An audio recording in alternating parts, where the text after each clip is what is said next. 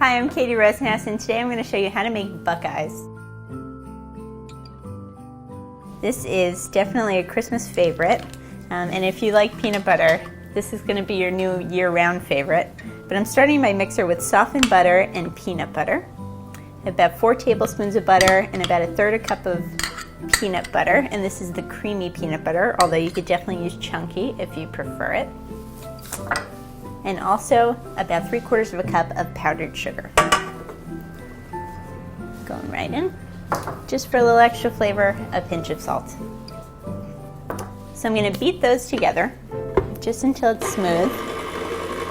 Okay, so my batter is ready to go.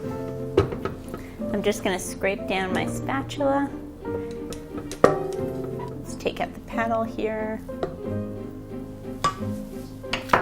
Okay, and it should be pretty easy to work with. Let's take a look at this. It's almost like dough. It becomes like a kind of Play-Doh-like consistency. Now you could definitely do this with your hands if you don't mind getting messy, but I prefer to use a scoop. So I'm just going to go in and scoop little balls.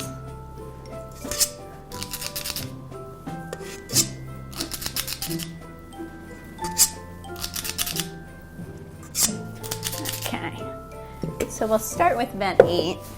Just with my hands, I'm going to pick these up and just kind of roll them into balls. So if your hands are sticking, this is the perfect time to grab a little bit of powdered sugar. And that'll just keep everything nice and easy to work with. Just go in and I can roll these perfect little balls.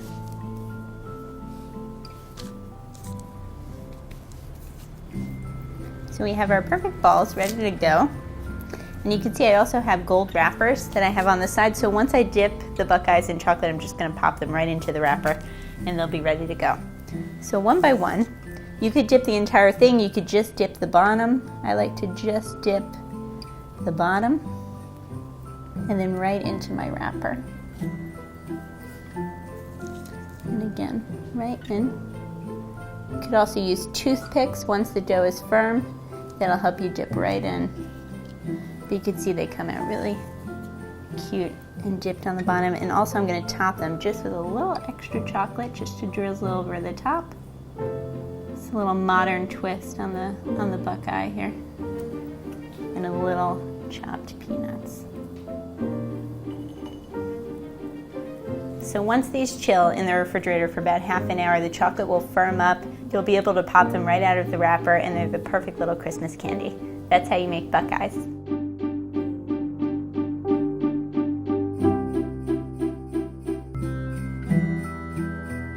Hi, I'm Katie Rosenhaus, and today we're making holiday sugar cookie dough. So I'm starting with a few basic ingredients in my stand mixer. I have a stick of softened butter.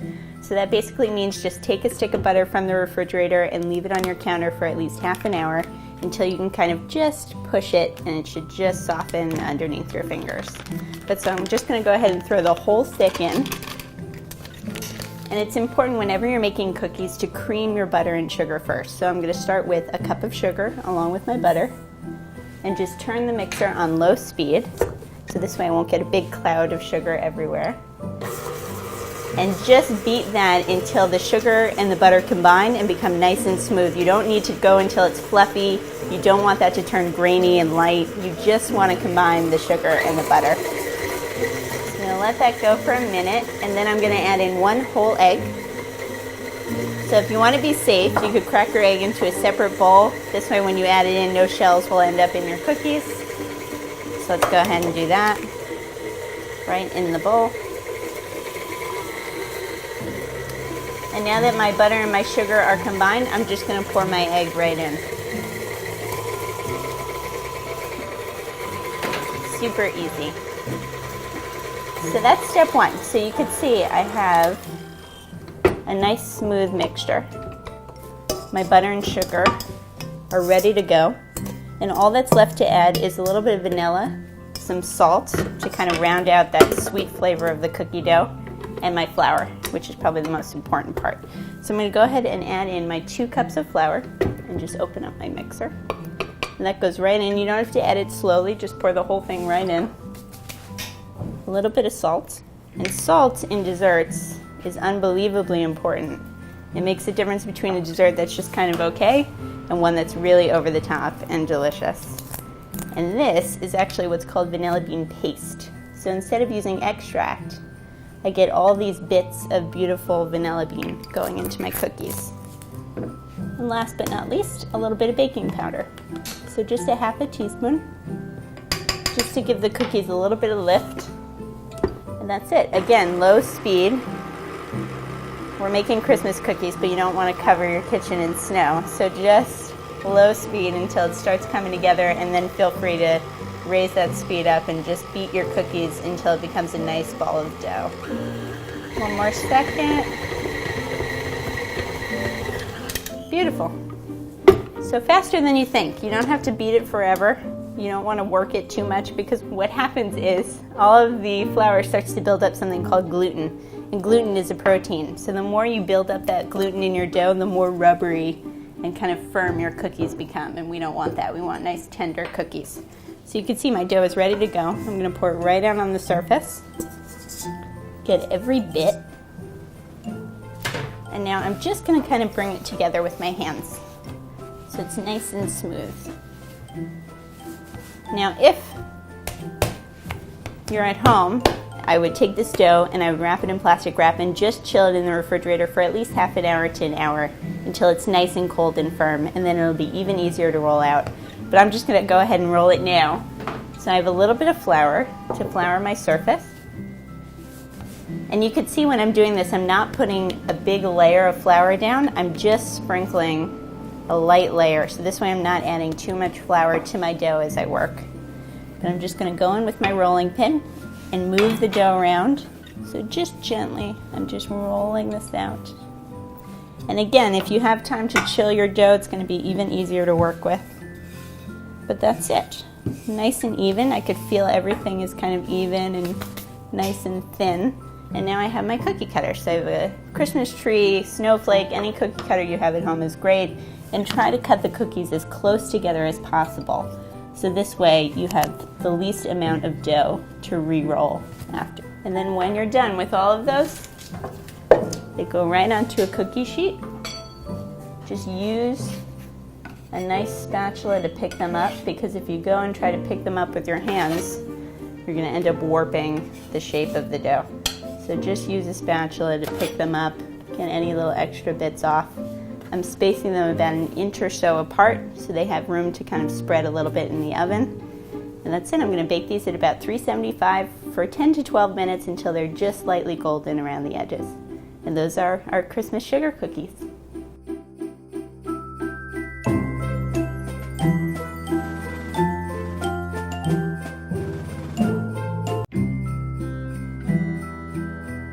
Hi, I'm Katie Roseness, and today I'm taking my sugar cookie dough and making stained glass cookies.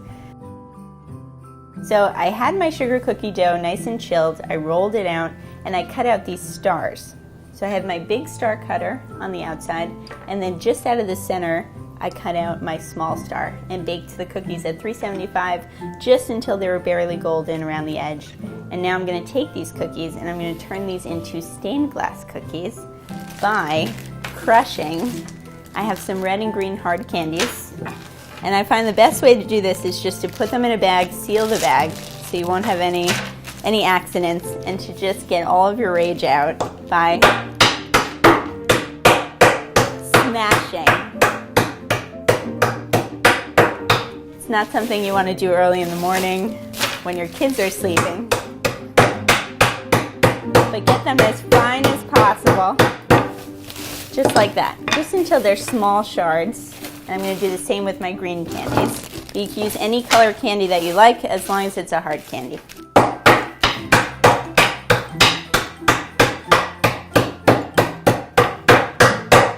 Awesome. And the more fine they are, the quicker they'll melt in the oven. So I have my oven preheating at a nice high temperature, probably about 425 would be great. And I'm just going to take these cookies. And you could do multiple colors if you want, but I just like to do one color in each. And I'm just going to fill up the stars in the center of the cookie with some candy. So I have some red, and these are going to melt down and become almost like glass in the center. Nice red color. And if you wanted to, before you bake these stars, you can cut a little hole right in the top. And that way when you're done, you can run a ribbon right through and they become a really nice ornament to hang on Christmas. And that's it. So I'm going to put these in the oven just for about 2 minutes, right until the sugar in the center starts to melt and all of the shards are nice and smooth and it looks like glass, and then I'm going to pull them out and they're ready to go.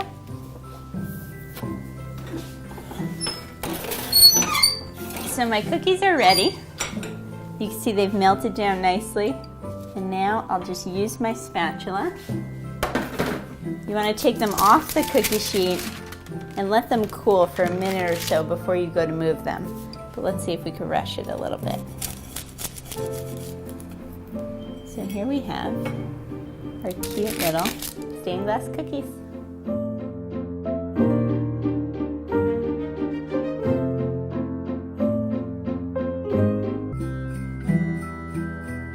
Hi, I'm Katie Rosenhaus, and today I'm making Linzer Cookies.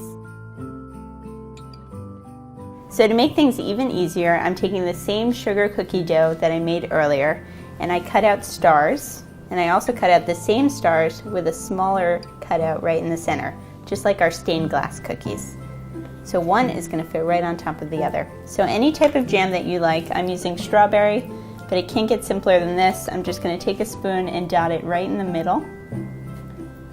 And you don't have to worry too much about moving it out to the edges, because once the other cookie goes on top, it's going to kind of do all of the pushing out for you. So the whole cookie will be filled with jam. But same thing, just a couple more.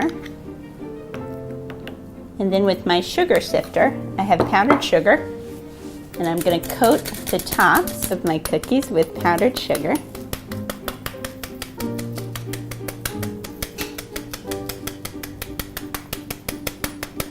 You want to be generous. You really want to cover the top.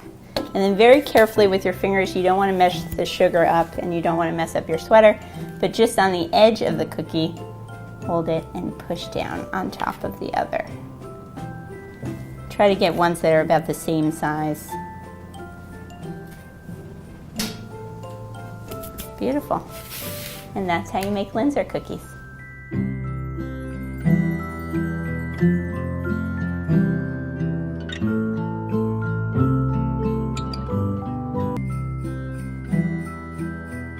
Hi, I'm Katie Rosenhaus, and today I'm going to show you how to make jam thumbprint cookies.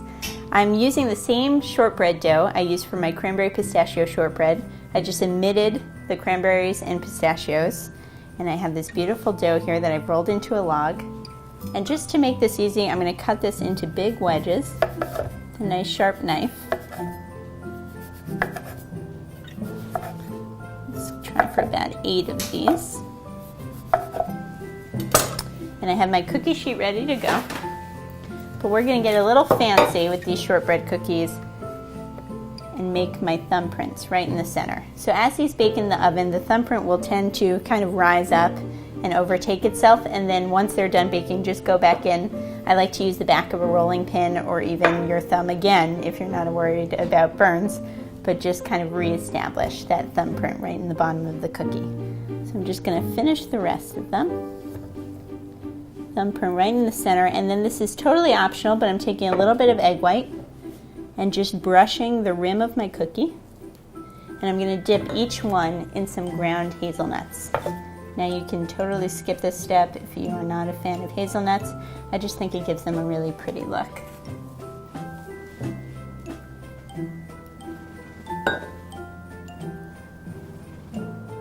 We're ready to bake. So I'm going to bake these cookies at about 350 degrees just until they're nice and golden brown, and then we're going to fill them half with jam and half with kisses.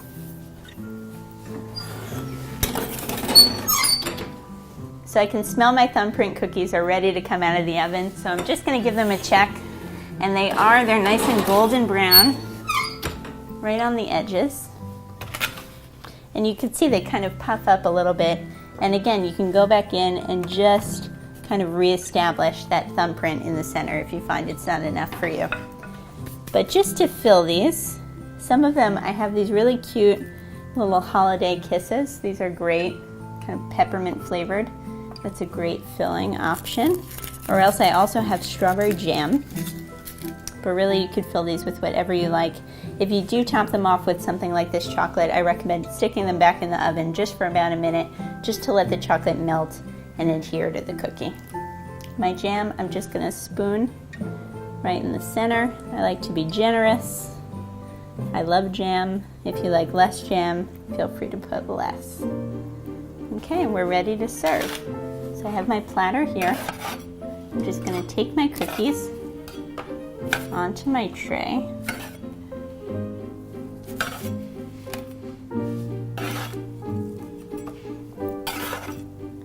And just top them off with a little bit of powdered sugar. And they're ready to go. That's how you make thumbprint cookies.